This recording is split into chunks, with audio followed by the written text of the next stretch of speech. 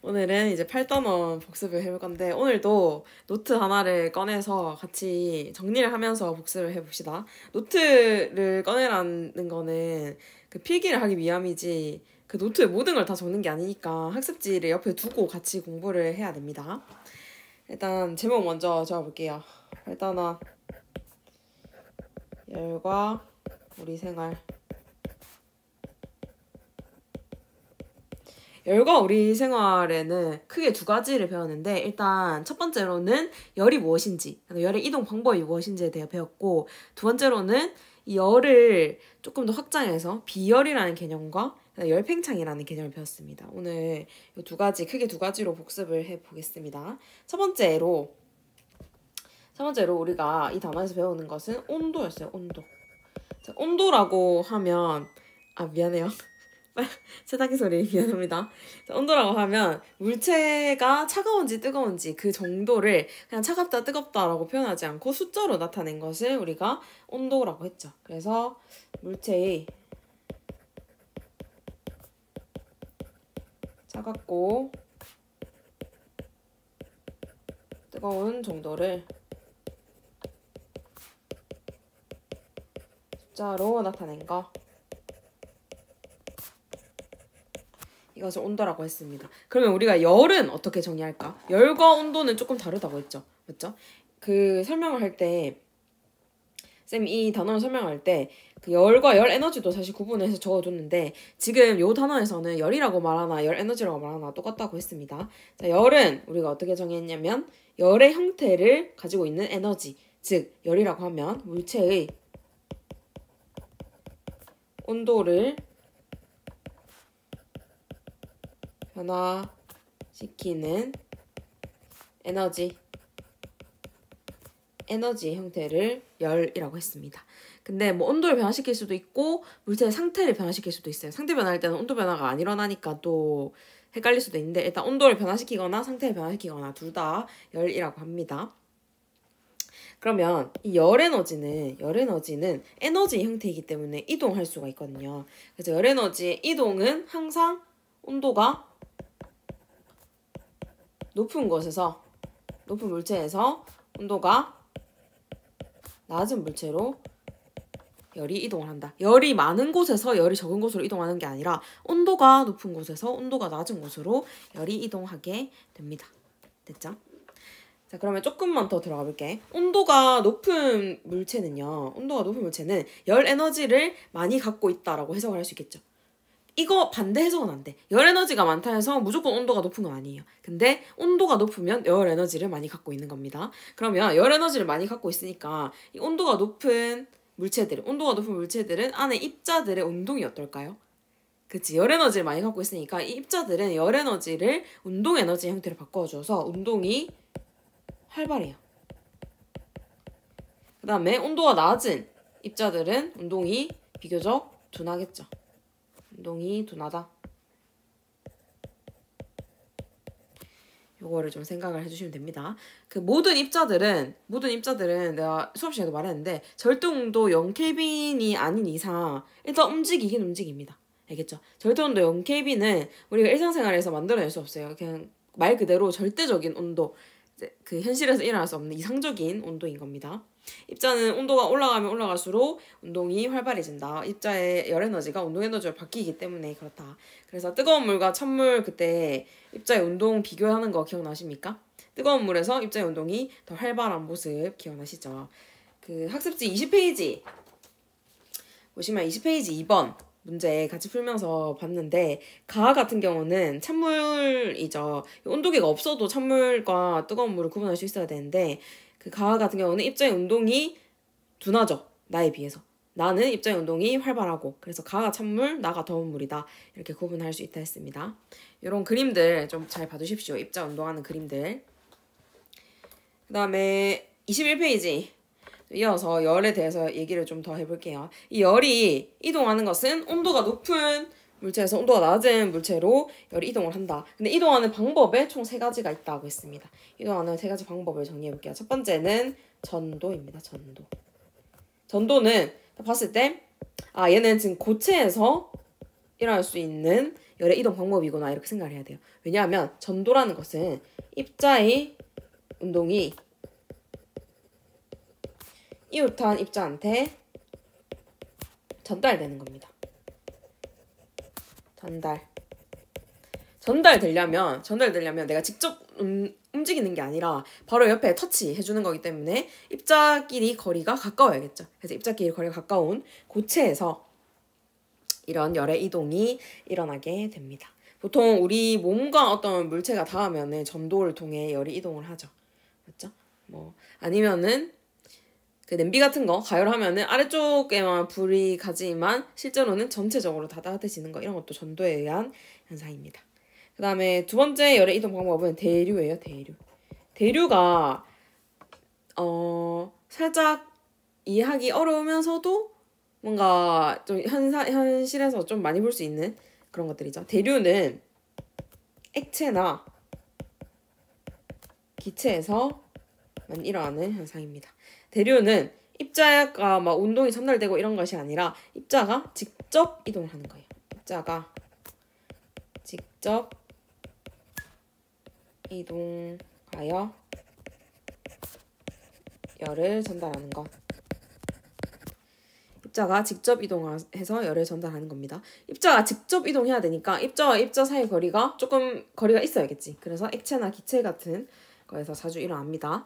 그래서 에어컨, 그 다음에 보일러 이런 거 예시를 좀 들어준 적이 있었죠. 공기들이 순환하는 방식. 뜨거운 공기는 위쪽으로 올라가고 차가운 공기는 아래쪽으로 내려오는 이런 것도 대류에 의한 현상이고, 그 다음에 물을 끓였을 때 아래쪽에만 물을 끓였지만 전체적으로 물이 다 따뜻해지죠. 그 다음에 또 어떤 게 있을까? 대류에 의한 현상. 뭐 공기 같은 거 있을 것이고, 또 뭐가 있을까요? 물이랑 공기 정도 생각할 수 있겠네. 그 다음에 세 번째 열의 이동 방법, 복사입니다. 복사는 이제는 고체, 액체, 기체 아무 물질이랑도 관련이 없습니다. 물질의 도움 없어요. 물질의 도움 없이 열이 직접 이동하는 거예요. 그래서 전달하는 매개체가 물체가 아니에요. 빛 같은 거, 어떤 에너지의 형태, 그런 게 전달하는 매개체가 됩니다. 그래서 빛으로 열이 통하는 거 대표적인 예시가 햇빛이에요.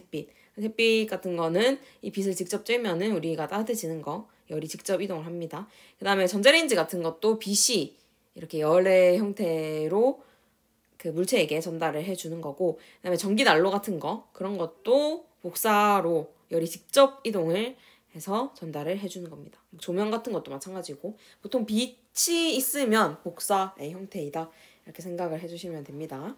전도, 대류, 복사 잘 알아두셔야 되고, 그 다음에 그 학습지 22쪽에 보면 서술 1, 2번 있죠. 1번은 수업 시간에 해줬고 2번 영상에 제가 올려놨잖아요. 영상 꼭 보셔야 됩니다. 알겠죠? 서술형 2번 건축에서 이용되는 열의 이동 방법.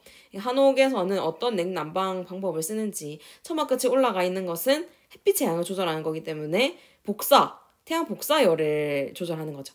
그 다음에 나무를 심어가지고 시원한 공기를 아래쪽으로 오도록 하는 것은 어떤 겁니까? 공기의 순환과 관련이기 때문에 대류이죠. 대류. 입자가 직접 이동하는 열의 이동 방법입니다. 그 다음에 온돌을 설치하는 것은 온돌로 방바닥을 데워서 그 열이 전체적으로 방을 데울 수 있다. 온돌로 방바닥을 데운다는 것은 일단 전도겠죠. 전도. 맞죠? 이런 식으로 열의 이동 방법을 다양하게 찾을 수가 있습니다. 그 다음 마지막으로 벽을 만들 때 진흙이랑 짚을 섞어서 만들면은 좀 단열 효과가 있다. 이렇게 말을 하죠.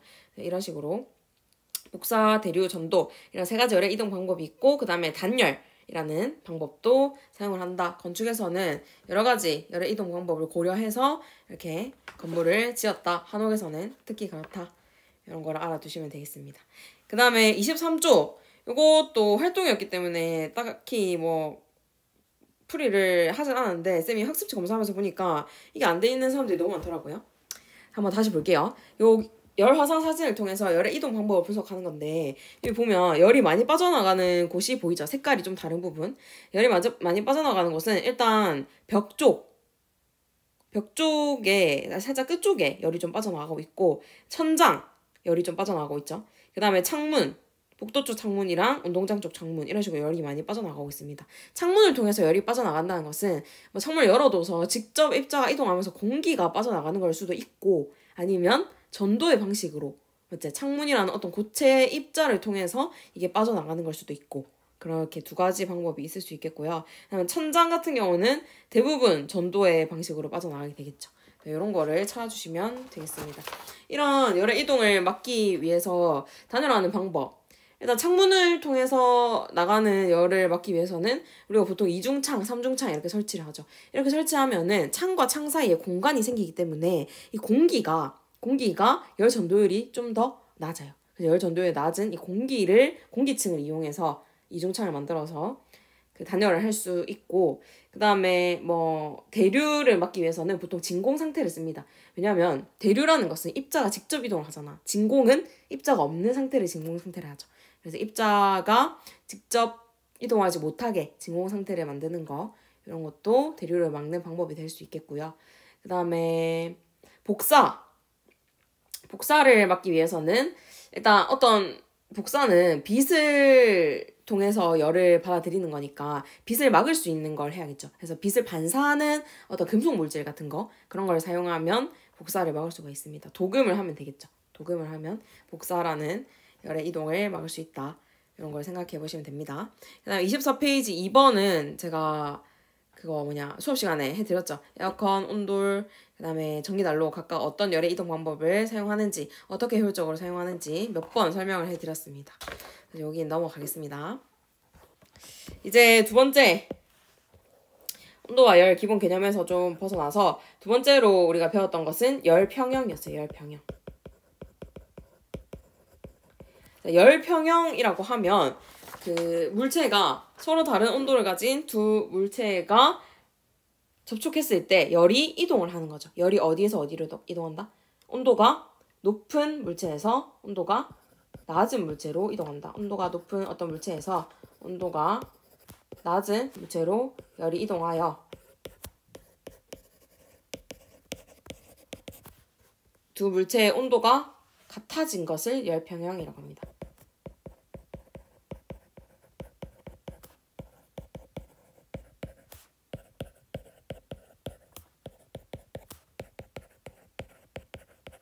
자, 그러면 여기에서 중요하게 봐야 될 포인트는 두 물체의 온도가 같아졌다라는 이 말을 조금 한번 해석을 해볼게요. 온도가 같아졌다라는 말은 처음에는 온도가 높은 물질, 그다음 온도가 낮은 물질이 있었는데 점점 온도가 한 곳으로 수렴했다라는 말이 되겠죠. 맞죠? 그러면 뭐가 이동했다? 열이 이동했다 이렇게 볼 수 있습니다. 그러면 두 물질이 이렇게 온도가 같아졌으면 두 물질의 입자의 운동 정도는 어떻게 됐을까? 입자의 운동 정도도 같아졌겠죠. 일정해졌겠죠. 그 다음에 또 온도도 같아졌겠고 이런 거를 좀 생각해야 됩니다. 온도라는 게 나오면 무조건 입자의 운동과 연결을 지어서 생각을 해주면 됩니다. 그러면 온도가 원래 높았던 물질은 입자의 운동이 점점 둔해진다는 말입니다. 그 다음 온도가 낮았던 물질은 입자의 운동이 점점 활발해지겠죠. 입자의 운동이 점점 활발해진다. 이러면서 서서히 입자의 운동 정도가 일정해지는, 온도가 같아지면 일정해지는 순간이 온다. 이것을 열평형이라고 합니다. 근데 온도가 같아진 거지 입자가 운동을 아예 안 하는 건 아니랬습니다. 입자의 운동 정도가 같아집니다. 온도가 되면은 절대 온도 0도가 아니면 입자가 운동하지 않는 경우는 없습니다. 이런 것까지 좀 머릿속에 넣어주면 좋겠습니다. 그 다음에 요 열의 이동 관련해서 형성평가 문제 여러 개 풀었죠. 그쵸? 뭐가 나온다 안 나온다 이런 거를 말할 수는 없겠지만 한번 쭉 잘 봐두십시오. 여기 보면 전체적으로 알고 있으면 다 도움이 되는 것들입니다. 완전 똑같이 나오는 건 없는 것 같아요. 쌤 봤을 때. 넘어가 볼게요. 그 다음에 세 번째 봅시다. 세 번째 비열입니다. 비열 같은 거는 정의가 좀 중요하지. 비열은 어떤 물질 1kg의 온도를 몇 도씩 올리는데? 1도씩 올리는데 사실 올리는 것뿐만 아니라 변화시키는데 내리는 것도 포함됩니다. 필요한 열의 양을 비열이라 합니다. 필요한 열의 양, 열량. 이것을 비열이라고 합니다. 그래서 비열이라는 애를 정의를 볼 때는 이 질량과 온도 변화 둘 다를 고려해줘야 돼요. 알겠죠? 그래서 우리가 열량을 구하는 Q식은 비열 곱하기 질량 곱하기 온도 변화입니다. 알겠지? 이 비열의 정의가 질량과 온도 변화를 모두 포함하고 있기 때문에 열량을 구할 때는 비열 곱하기 질량 곱하기 온도 변화 다 해줘야 되는 겁니다. 됐죠? 엥? 갑자기 점이 어디서 생겼노? 뭐야? 됐지요? 비열 같은 경우는 모든 물질마다 다 다르죠. 그래서 물질의 특성이고 당연히 물질의 양에 관계없이 일정하고 종류에 따라 다 다릅니다. 그래서 우리가 비열 가지고도 물질을 구별할 수 있어요. 그 다음에 비열이 크다는 것은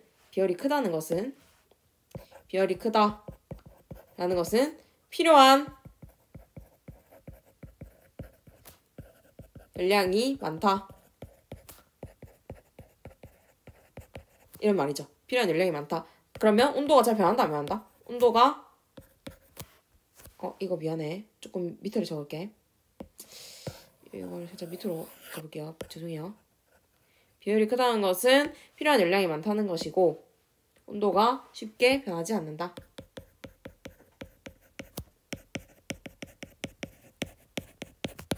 근데 비열이 작다는 것은 필요한 열량이 적다는 거겠죠. 적음. 그러면 온도가 쉽게 변한다 안 변한다? 쉽게 변한다. 이렇게 정리할 수 있습니다. 우리 주변에 비열이 큰 물질이 있죠. 대표적인 물질. 우리 주변에 비열이 큰 대표적인 물질은 바로 물입니다. 물. 우리 주변에 비열이 큰 대표적인 물질, 물. 이거 좀 기억해두라 했습니다. 물 외에 웬만한 액체들은 물보다는 비열이 좀 작아요. 그 다음에 고체나 기체는 당연히 고체 같은 거는 당연히 물보다 더 비열이 작겠죠. 됐죠?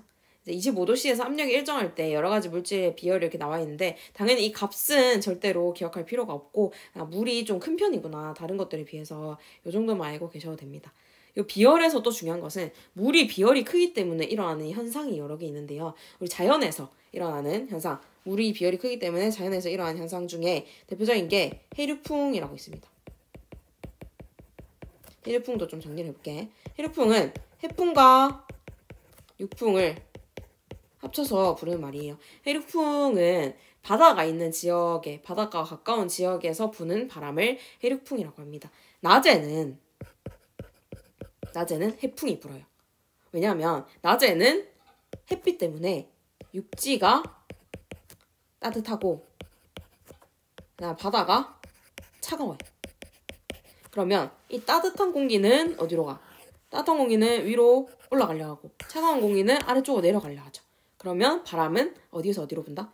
바다에서 이렇게 육지로 분다. 따뜻한 공기는 위로 올라가려 하고 그 다음에 차가운 공기는 밑으로 내려가려 하기 때문에 그래서 바람이 순환하는 방향이 바다에서 육지 쪽으로 부는 해풍.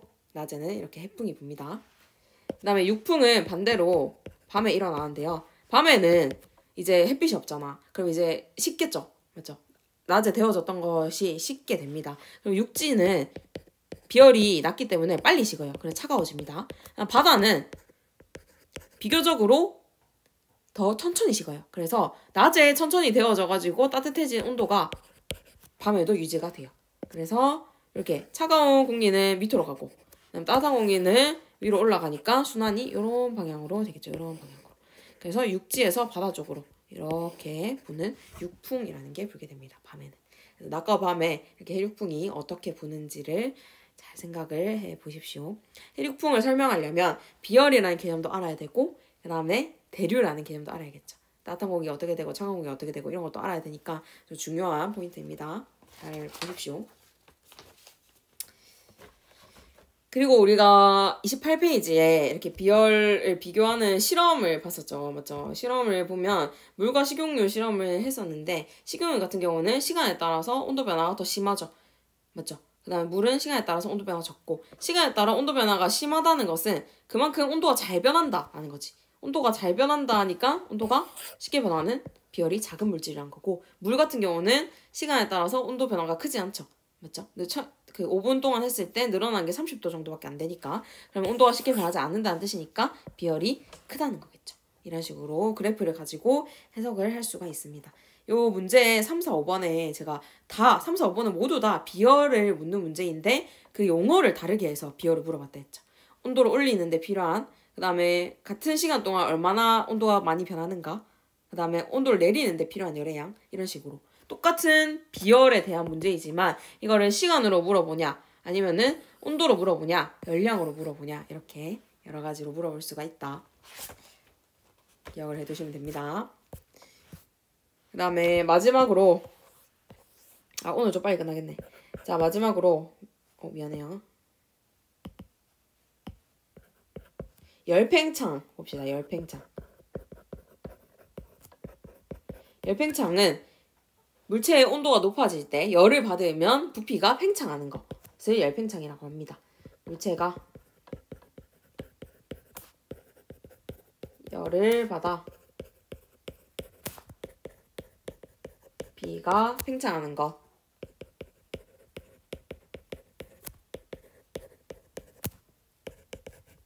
것을 열팽창이라 합니다. 그럼 열을 받으면 부피가 왜 팽창하는지부터 설명해볼게. 자, 열을 받았다는 것은 이 물체 안에 있는 입자들이 열 에너지를 받았다는 거죠. 입자가 열 에너지를 받으면 무조건 어떻게 한다?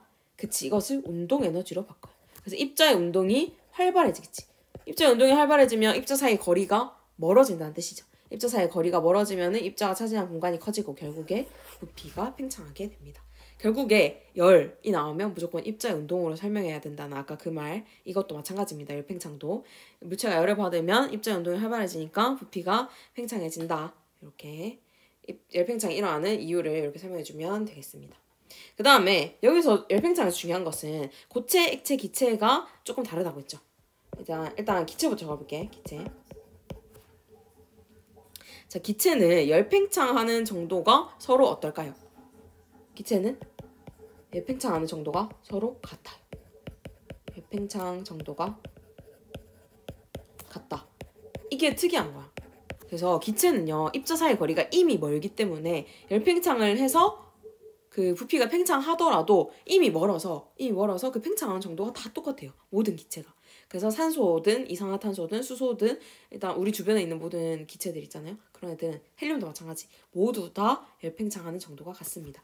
그렇기 때문에 샤를이라는 사람이 샤를 법칙을 만들어낼 수 있었던 거지. 그래서 온도가 증가할수록 부피가 증가한다. 근데 이것을 우리가 비례한다고 표현하는 것은 일정한 비율로 똑같이 증가하니까 비례한다고 표현하겠죠. 기체의 종류에 상관없이. 그래서 기체는 열팽창 정도가 같다. 샤를 법칙을 떠올려주시면 됩니다. 그 다음에 이제 이번에 2학년 때 처음 배우는 거 고체랑 액체죠. 고체 먼저 보자면 고체랑 액체는 전부 열팽창 정도가 다릅니다. 고체는 이렇게 다른 열팽창 정도를 이용한 예시들이 있는데 대표적으로 바이메탈이라는 게 있어요. 바이메탈은 이렇게 열팽창하는 정도가 서로 다른 두 개의 금속을 붙여서 만드는 겁니다. 그래서 바이메탈을 이렇게 만들면 보통 이렇게 내가 그림을 잘 못 그려서 이렇게 됩니다. 맞죠? 어떤 A라는 금속이 있고 B라는 금속이 있고요. 휘어진 방향은 이쪽입니다. 이렇게 휘어져 있어요. 이렇게 휘어져 있다라고 하면 바이메탈을 가열했을 때 이렇게 휘어진다라고 하면요. 가열했다면 부피가 증가했겠지.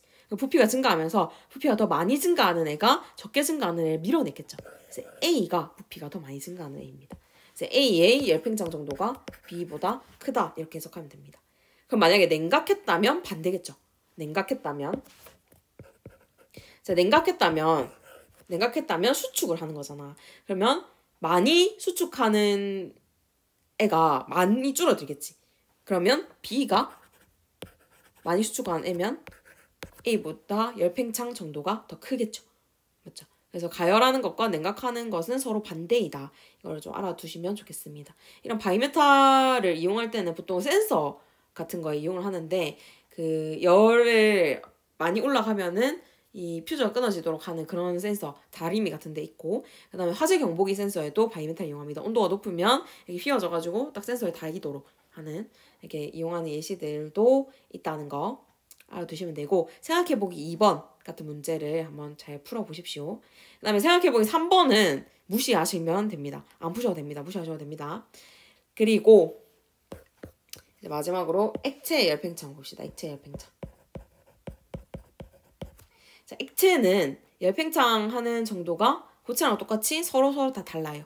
물질에 마다 뭐 물, 에탄올 이런 종류에 따라서 액체도 열팽창하는 정도가 서로 다르다. 근데 액체는 사실 실제로 얘네는 스스로 있으면 모양을 갖지 않기 때문에 어디 용기에 담겨 있잖아요. 실제로 열팽창 실험을 하게 되면은 이 용기까지 같이 팽창을 해요. 용기도 고체이기 때문에.